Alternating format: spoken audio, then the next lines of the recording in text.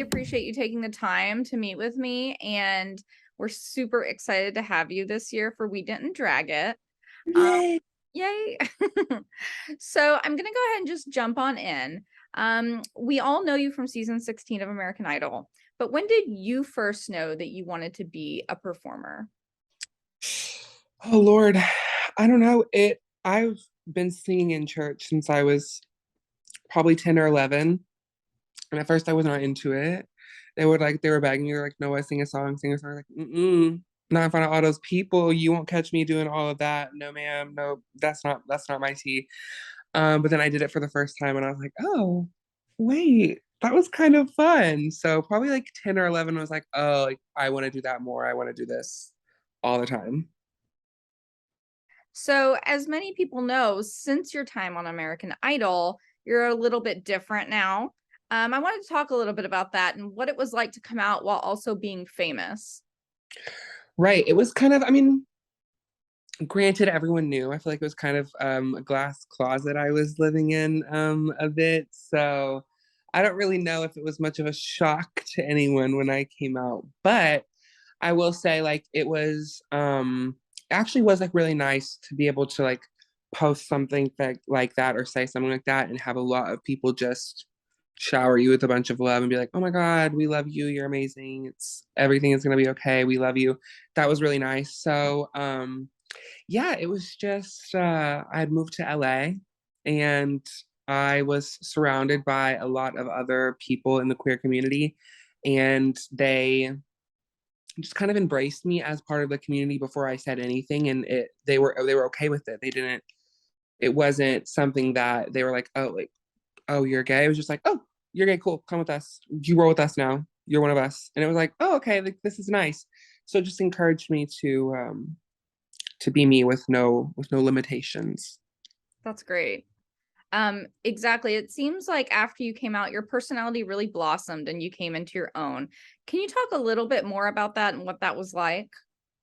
Yeah, it's one of those things like even when I was younger, I was always like pretty flamboyant and like I was the center of attention.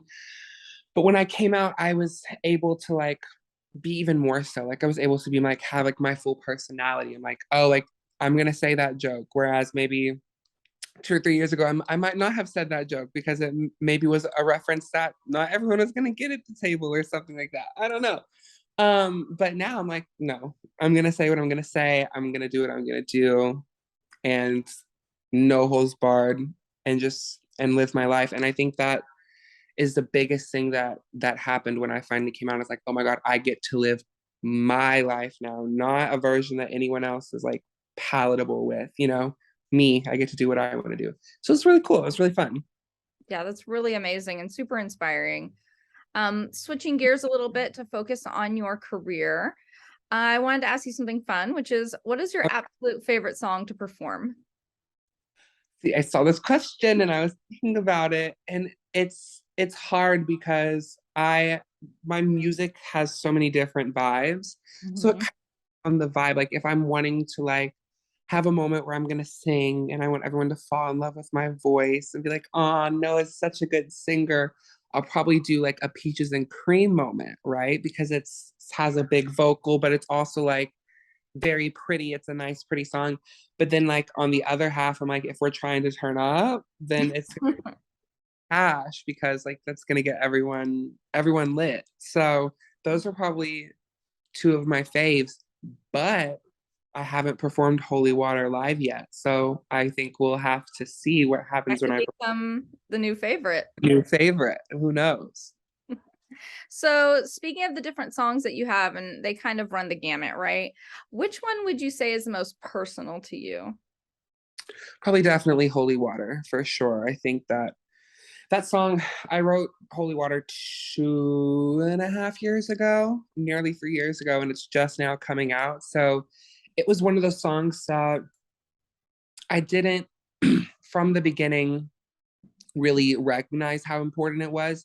I slept on it a little bit, but one day I sent the song to my manager because I just like happened across it, and I was like, oh my God, like I wrote this so long ago, like crazy. And he was like, this is really, really special. And I was like, oh, so I listened to the song again. I was like, wait, I think this like is kind of special. So I reworked it and I was like, I want to put energy into this and make it what it's supposed to sound like.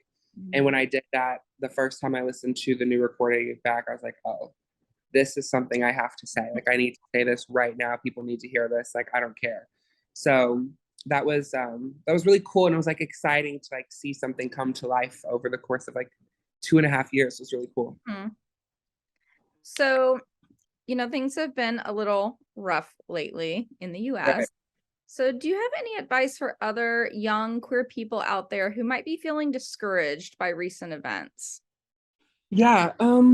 I I think well this is just kind of coming from my experience. I don't want to like tell anybody how to live their life or anything, but I think that finding community is like very, very, very important.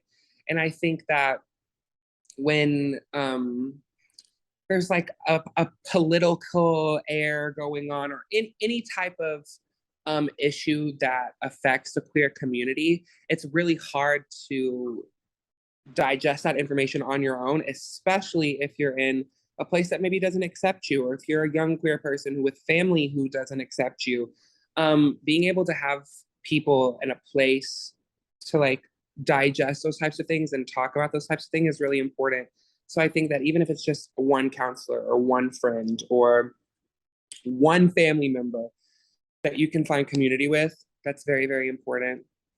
Because it's like it's good to talk to people and it's good to have people who understand you and who are going to let you speak and hear you, not just try to correct you for whatever they think. So that's really, really great advice. I think it's totally spot on. And you're right. It is important to be surrounded by those who get it, who love you, who accept you. So speaking of that, what are you most looking forward to about We Didn't Drag It? I'm just like so excited to like just perform with like my girls, just like be in the room and like have a moment, because I really do feel like it's been a long time since I don't know about the people coming to this event, but it's been a long time since I've just been able to be in a room or in a space of other queer people and just have a good time. It feels like recently every time we gather, it's for something heartbreaking or it's for a cause. And those are amazing things. And I want to gather for those too. But it's like, it's the body needs to gather just to socialize, just to have fun. Like the soul needs that. So I'm like excited to do that. And I'm excited to like meet some fans, because this whole wave of fans and people listening to my music is still very new. And I haven't tried. So I'm just like excited to meet new fans and new friends. Well, we're super excited to have you and we can't wait to see you. And we're looking forward to what you're going to perform, but keeping it on the down low. Thank you so much. I'm super excited. I definitely think that we're gonna hit all of the genres. We're gonna hit all four corners of the music. So it's gonna be really fun. Great. Well, no, it was really great to speak with you, and we can't wait to see you. Yay, I'm so excited. I can't wait to see and meet all of you guys as well. Yay. I call him sugar daddy, sugar daddy, sugar daddy. Give me some sugar daddy, sugar daddy, sugar daddy, sugar daddy. Give me some sugar daddy. It's expensive to date me. If you want it, then pay me. I've been looking for a man who wants to spoil this baby. Cause I'm way too sexy to be